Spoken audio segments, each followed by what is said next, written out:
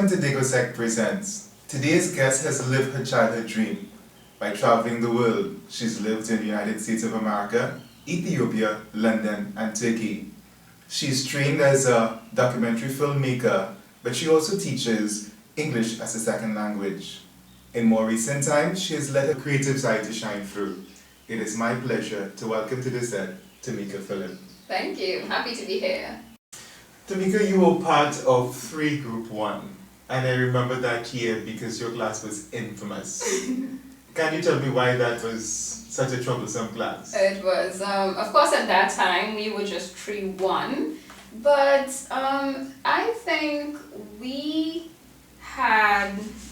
there was a group of us that were connected during school and outside of school. So I think we had a special connection outside of school, and because of that we banded together at school, and that caused a separation.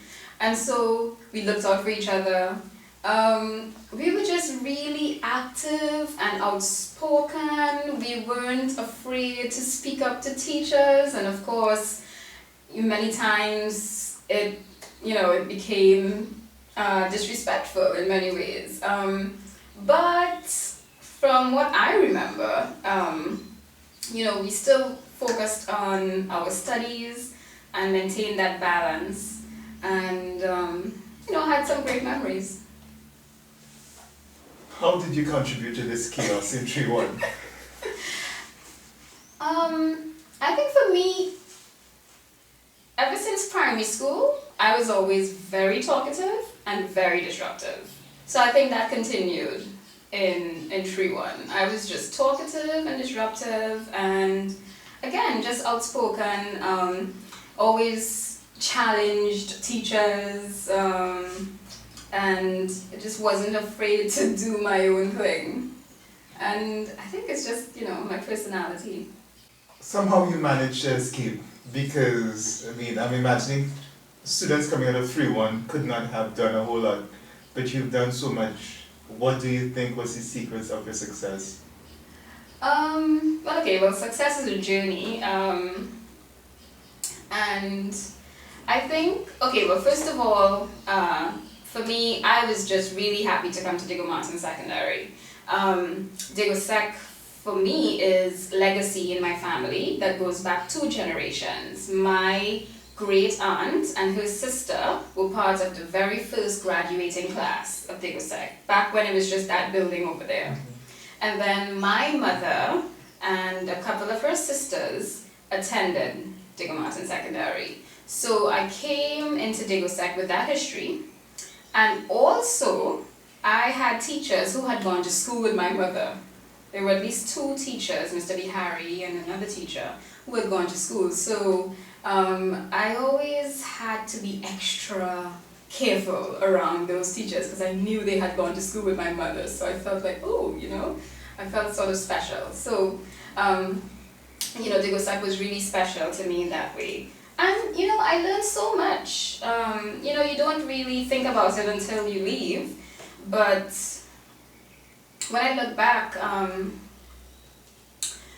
because there was so much going on during our years, I was involved in sports. I played on the school's netball team, so we were able to travel around in our short green skirts and meet different students around the country. I was involved in the choir, enjoyed choir practice and competing at music festivals. I also took part in the math Olympiad because I really enjoyed math at that time, and we had one of the best math teacher in Trinidad, Mr. Knights. So, Digo Sec really taught me that I could be involved in many things. It allowed me to explore my interests, explore myself, and do that with balance and discipline while maintaining your grades. So I think that was very important for me in the direction that I took later on. Tamika, did you have a career goal at that time? To be honest, I didn't actually have a specific type of work that I wanted to do. But I knew one thing. I knew that I wanted to travel and I wanted to do work that would allow me to travel. So I always, went towards the work that would have the possibility of travel involved. So after leaving Degosec, where did you go? Okay, so after I left, I worked for 2 years, and because I knew I wanted to travel, I applied to universities abroad, and I ended up going to college in New York. And so I was based in New York for 5 years. And after that, you studied, what did you study at college? So I studied communication arts with a concentration in documentary filmmaking. So it was really hands-on, involved a lot of travel, and of course gave me the first opportunities to travel outside of the States as well. You spent some time in Ethiopia. Right. Tell me about that. How did I get there? Okay, so Ethiopia really wasn't a plan, but it happened. And Ethiopia was a life-changing experience. It's going back to the land of the first great civilizations. It's learning about history, culture, and of course at the same time learning about yourself.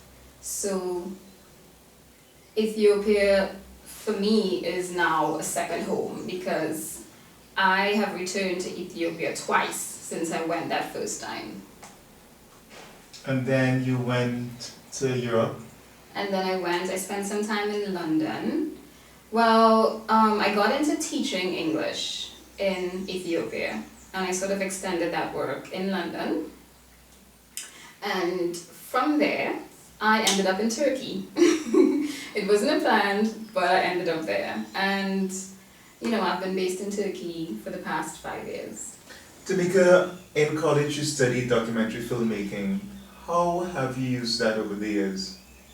So when I left university, I worked in the television industry in New York, and I worked on a few reality television programs. Reality TV has been really big the past few years.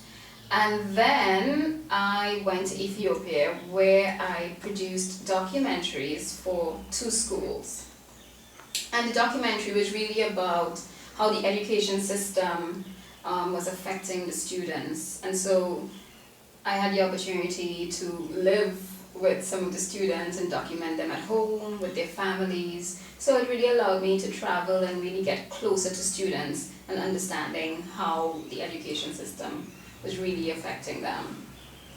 And then I came back to Trinidad because while I was in the States, I had drafted a proposal for a television series that I wanted to produce in Trinidad.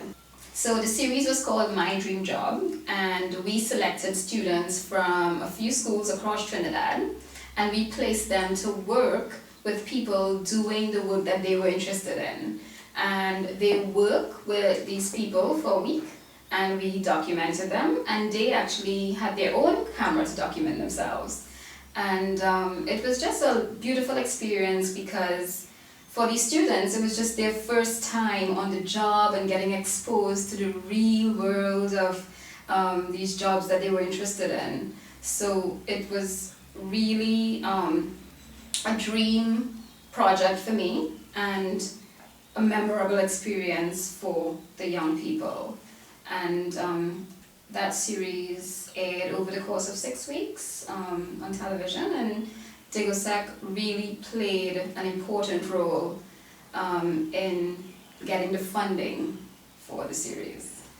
If you had the funding, what stories will you tell?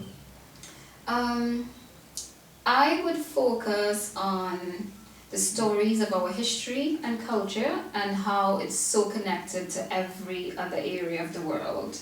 I would go back into a time of history that many people are not aware of, and it's really important because knowing this history will allow us to move forward in the right way. Tamika, you've embraced your creative side. You have a clothing line, and you also have a neat little book called My Hair Grows Like a Tree. Right. Tell me about the book first. Right, so my hair grows right now, it's growing like the cotton silk tree. You know the cotton silk tree has vines. So this book came out of my experiences in my travels, and everywhere I've been, my hair was always a topic of conversation. It was always met with curiosity and lots of questions. In Turkey, that was intensified. And so I just decided I wanted a response to every question about my hair.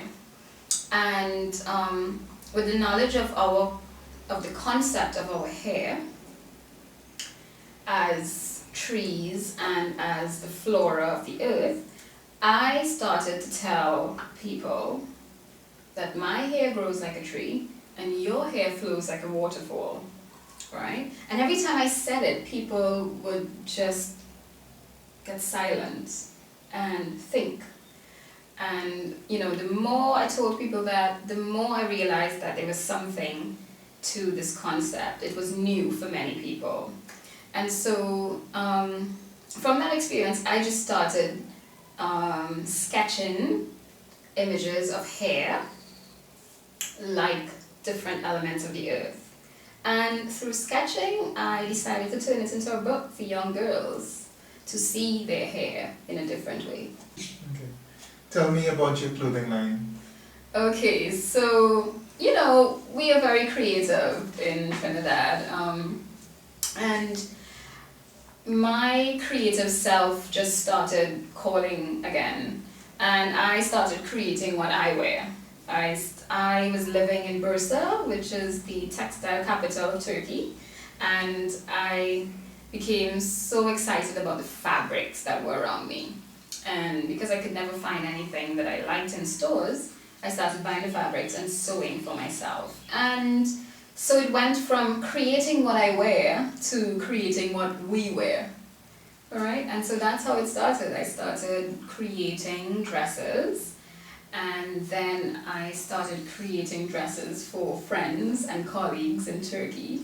And then I started creating dresses for boutiques.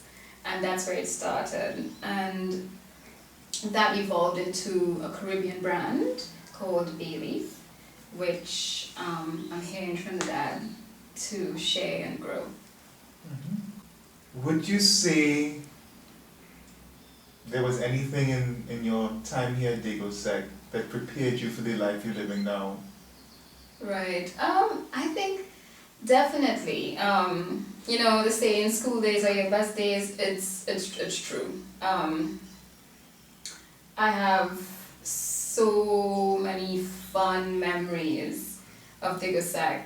But I think because we were involved in so many different activities, I think it opened me up to the possibilities, and it made me very comfortable with exploring many different things, and that transcended into exploring the world and living amongst different people. So, my experience here, was very important. It definitely molded me to be comfortable with traveling and exploring and really getting involved in activities that challenged me.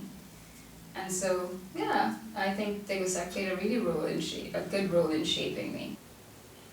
How has all of this travel changed you? Good question. Okay, well, travel is, as we know, a great education. It is a real education, and it has really defined who I am today. Travel has put me into different information, different knowledge, and experiences that has really defined my purpose in life now. So I would say that it's everything. It has defined who I am and how I want to live my life. So you've traveled the world, You've launched a book, you have your clothing line, you got married. What's next for you? Okay, so I've traveled and I've explored a lot, and many of my experiences have been unplanned, and a lot of great things came out from it.